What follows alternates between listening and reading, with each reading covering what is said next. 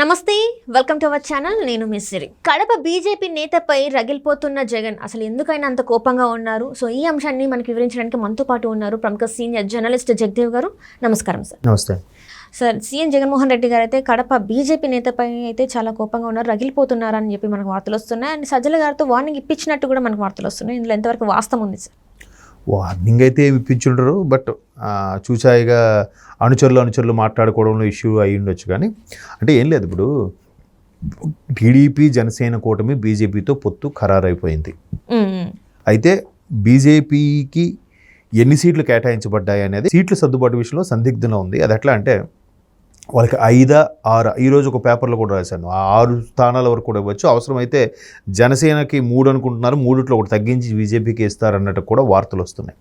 So ఇంకా పొత్తుల్లో clarity లేదు. అంటే ఇంతకుముందు కూడా చెప్పాను కదా, ఒక పర్టికులర్ పర్సన్ అక్కడ బాగా క్రేజ్ ఉంది, ఆయనే గెలుస్తాడు అనుకున్న టైంలో ఆ వ్యక్తిని ఏ పార్టీలో అక్కడ ప్రభావం చూపుతుందో అంటే ఆ వ్యక్తిని పేరు రాసేసి ఏ పార్టీకి అవసరం ఉంటే ఆ పార్టీలో ఆయన జాయిన్ అయ్యేలాగా పెడుతున్నారు. ఇప్పుడు నర్సాపురం ఉంది, నర్సాపురం ఆల్మోస్ట్ ఆల్ RRR గారు కన్ఫర్మ్. RRR గారు అయితే జనసేన తీర్థం పుచ్చుకుంటారా, టీడీపీ తీర్థం పుచ్చుకుంటారా అనే డౌట్ ఉన్నప్పుడు ఇప్పుడు బీజేపీ అన్నట్టుగా తెలుస్తుంది. సో మొదటి నుంచి కూడా బీజేపీకి ఫేవర్గా ఉన్నారు, ఆటోమేటిక్గా టీడీపీ జనసేన కూడా పొత్తులో ఉన్నట్టే. సో ఇప్పుడు బీజేపీకి కన్ఫర్మ్. లేదంటే ఒకవేళ అది జనసేనకు వెళ్ళి ఉంటే ఆ సీటు, అప్పుడు జనసేనలో జాయిన్ అయ్యి ఉండేవారు RRR గారు. సో ఆయన బీజేపీకి కూడా కన్ఫర్మ్. అలాగే ఈ కడప స్థానంకి సంబంధించి లేదా బీజేపీలో మిగతా స్థానాలకు సంబంధించి అంటే అరకు కానీ, రాజమండ్రి కానీ, రాజంపేట కానీ, తిరుపతి, కొన్ని అదే చిత్తూరు దగ్గర ఏదో సంథింగ్ ఇట్లాంటి కొన్ని 5 స్థానాలకి హిందూపూర్ అని కూడా అంటున్నారు.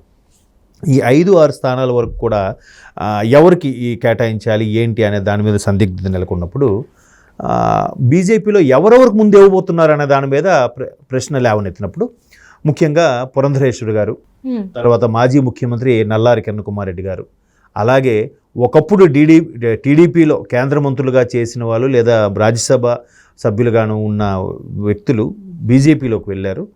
వాళ్ళకి కానీ అంటే వాళ్ళు ఎవరో కాదు, ఒకటి సుజనా చౌదరి గారు కేంద్ర మంత్రి, మాజీ మంత్రి, తర్వాత మన సీఎం రమేష్ గారు.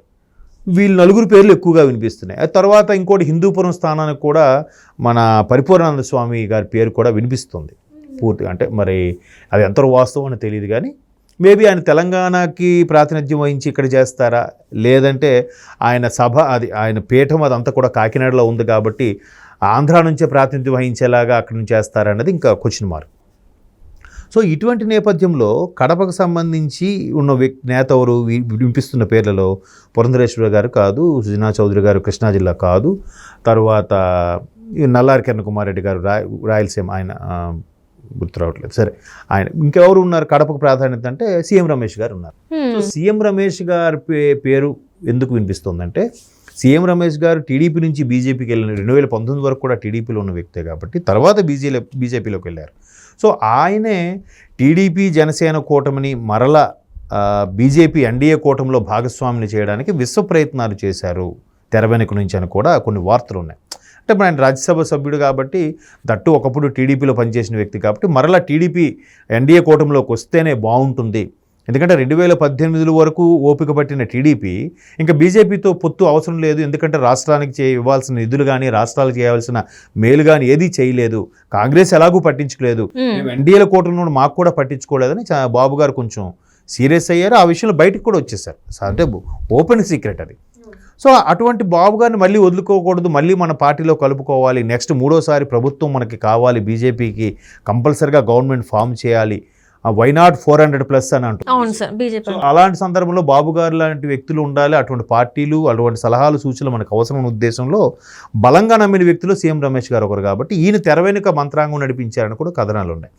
అరే మన రాష్ట్రం, మన జిల్లాకు చెందిన వ్యక్తి సీఎం రమేష్ ఇట్లా మళ్ళీ అట్లా నూరు పోసి టీడీపీ బీజేపీ ఒకటేలా చేస్తున్నారు, దానికి కారణం సీఎం రమేష్ అని తెలిసి సజ్జల ద్వారా ఇండైరెక్ట్గా బాబు ఏంటి నువ్వు అన్నట్టుగా ఏదో అడిగించారన్నట్టుగా వార్త. కానీ వార్నింగ్ అయితే ఇవ్వరు. ఇప్పుడు ఇంకా చిన్న పిల్లలు ఏంటండి వార్నింగ్ ఇచ్చేస్తే, మరి సీఎం రమేష్ ఏం తక్కువ వ్యక్తి కదా, ఆయనకి ఇన్ఫ్లుయెన్స్ ఉండాల్సిన ఆయన రేంజ్లో ఆయన ఇన్ఫ్లుయెన్స్ ఉంది, ఆయన ఏం తక్కువ ఏం వ్యక్తి కాదు.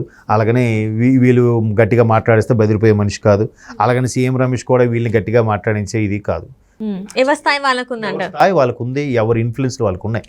కాబట్టి చూచాయిగా ఏందబ్బా మన జిల్లా మనోడికి సపోర్ట్ చేసుకోవాలి కానీ అది ఎట్లా ఏంటబ్బా మళ్ళీ ఇది ఎందుకు కలపాలని చూస్తున్నాం అన్నట్టుగా దగ్గర అనుచరులతో మాట్లాడి ఉండొచ్చు కానీ ఇట్లా ఈ స్థాయిలో వార్నింగ్ ఇచ్చే ఇదైతే ఉండదు.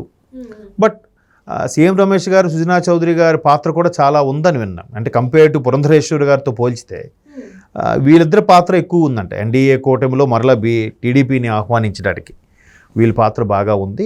అంటే పురంధరేశ్వరి గారు ఎట్లాగూ బై డిఫాల్ట్గా ఆ కుటుంబానికి చెందిన వ్యక్తే పరోక్షంగా. ఇప్పుడు అంతే కదా, దగ్గుపాటి వెంకటేశ్వరరావు గారు, చంద్రబాబు నాయుడు గారు సొంత తోడల్లుళ్ళు, మహానటుడు ఎన్టీ రామారావు గారికి అల్లుళ్ళు కదా. సో ఒకవేళ ఈవిడ సిఫారసు చేసిన కుటుంబ వ్యవహారంతో ఈవిడ రిక్వెస్ట్ చేసుకుంటుందని అనేస్తారు రేపొద్దున. సో అందుకే ఈవిడ ఎక్కడ పార్టీని విలీనం ఎన్డీఏలో జాయిన్ అవ్వండి కానీ వద్దని కానీ ఎక్కడా పూర్తిగా మద్దతు ఇచ్చినట్టు కానీ అలాగని వ్యతిరేకత ఉన్నట్టు కానీ ఎక్కడా లేరు పురంధరేశ్వరి గారు. ఆవిడ హుందాగా ఆవిడ ఇదిగో వెళ్ళిపోతున్నారు.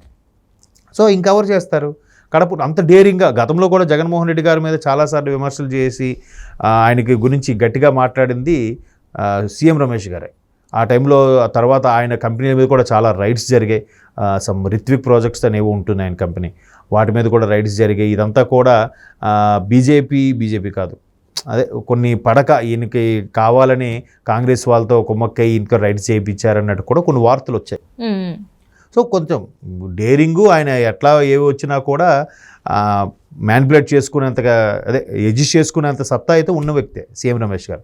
సో అటువంటి వ్యక్తికి సజ్జల గారు లాంటి ద్వారా జగన్మోహన్ రెడ్డి గారు వార్నింగ్ ఇచ్చారని అనేది మాత్రం అంత విశ్వసించదగ్గ విషయం కాదు. బట్ దగ్గర అనుచరులతో అనుండొచ్చు కాక. అంటే ఇప్పుడు ఈ కూటమితోని జగన్మోహన్ రెడ్డి గారు భయపడుతున్నారు అనుకోవచ్చు సార్. అంటే టీడీపీ, జనసేన, బీజేపీ కూటమితోని ఇప్పటివరకు అంటే మొన్నటి వరకు కొంచెం ధైర్యంగానే అనిపించారు. కానీ ఈ మధ్య ఏంటంటే ఎప్పుడైతే ఈ కూటమి వీళ్ళు కలుస్తున్నారు అన్నప్పటి నుంచి కొంచెం జగన్ గారిలో భయం స్టార్ట్ అయిందని అనుకోవచ్చు. మరి ఖచ్చితంగా ఉంటుందండి, ఎందుకంటే అక్కడ ఒక నేషనల్ పార్టీతో కలుస్తుంది టీడీపీ. పైగా టీడీపీ ఇప్పుడు బలం పుంజుకుంది. ఎప్పుడైతే చంద్రబాబు గారు అరెస్ట్ అయ్యారో మొత్తం అన్నీ యాక్టివేట్ అయిపోయాయి. యాక్టివేట్ అయ్యి దానితో జనసేన కూడా యాడ్ అయింది. పర్సంటేజ్ కూడా బాగా పెరిగిపోయింది సర్వేల్లో కూడా. ఇప్పుడు గత ఎన్నికల్లో టీడీపీకి వచ్చిన పర్సంటేజ్ ఎంత 36-37% వచ్చింది. జగన్మోహన్ రెడ్డి గారికి ఎంత 44 వచ్చింది. అప్పుడు జనసేనకి ఎంత వచ్చింది 6% వచ్చింది. 37-6 కలిపితే 43, కానీ 2 కలిసి పోటీ చేయలేదుగా. ఎప్పుడైతే ప్రభుత్వ వ్యతిరేక విధానాలు, ఈ ఉద్యోగులు, యువత వీళ్ళందరూ యాంటీ అయిపోయారో ఆ పర్సంటేజ్ 44 కాస్త 41కో 42కో పడిపోయింది అంటున్నారు కొన్ని సర్వేల ప్రకారం. అంటే మొత్తానికి గ్రాఫ్ అయితే తగ్గింది. బట్ మరోవైపు ఇక్కడ జనసేన గ్రాఫ్ పెరిగింది, 10 నుంచి 12 వరకు వెళ్ళిందంట. సో టీడీపీ గ్రాఫ్ కూడా ఒక్కసారిగా 42-43 వరకు వెళ్ళింది. అదొక 43, ఇది ఒక 10 వేసుకున్న 53% ఓటింగ్ యాడ్ అవుతుంది కదా. అలాంటప్పుడు ఖచ్చితంగా భయం ఉంటుంది కదా. భయం కప్పిపుచ్చడానికే ఇవన్నీ కూడా వాళ్ళందరూ కొమ్మక్క అయిపోయారు. మీ బిడ్డ మీద అటాక్, మీ బిడ్డ అని ఎంతసేపు అదే మాట, మీ బిడ్డ. మరి మీ బిడ్డ బాగానే ఉన్నాడుగా, మిగతా ఇంట్లో బిడ్డలందరూ బాగాలేరుగా. ఈ ఓన్లీ పథకాలు ఇచ్చిన డబ్బులతోనే బతకాలని కాన్సెప్ట్ అంటే జీవితాంతం అలాగే ఉండాలి. మీరు డెవలప్ అంటే ఎదుగు బొదుగు లేకుండా మేము ఇచ్చే పథకాలతోనే మీకు సంవత్సరానికి ₹1,00,000 చేసి ఇస్తున్నాం. ఆ ₹1,00,000తో మీ జీవితం గడిపేయండి, ఎప్పుడు మీరు అలాగే ఉండండి, మేము ఇలాగే ఉంటాం అన్నట్టుగాను. మీరు అట్లనే ఉండండి, మేము దోచుకొని తింటామని అంటారా? అది మీరు ఏదైనా రాసుకోవచ్చు మీరు. అంటే అలాగే ఉంది కదా, మేము చేస్తున్నానంటే మీరు అలాగే ఉండండి రా, నేను ఇలాగే ఉంటా, మీరు అలాగే ఉండండి, మీరు డెవలప్ అవ్వద్దు, నేను కంపెనీ తేను, నేనేమి డెవలప్ చేయను, ఇలాగే ఉంటాను, మీరు అలాగే ఉండండి, నేను ఇలాగే ఉంటాను. నేనే మళ్ళీ మీకు పెంచుతున్నట్టుగా బిల్డప్ ఇస్తాను. మీరు అయ్యా మీరు నా దేవుడు అయ్యారా అని అనాలి మీరు. అంతే. జనరల్గా చక్రవర్తి ఒక రాజు ఏం కోరుకుంటాడు?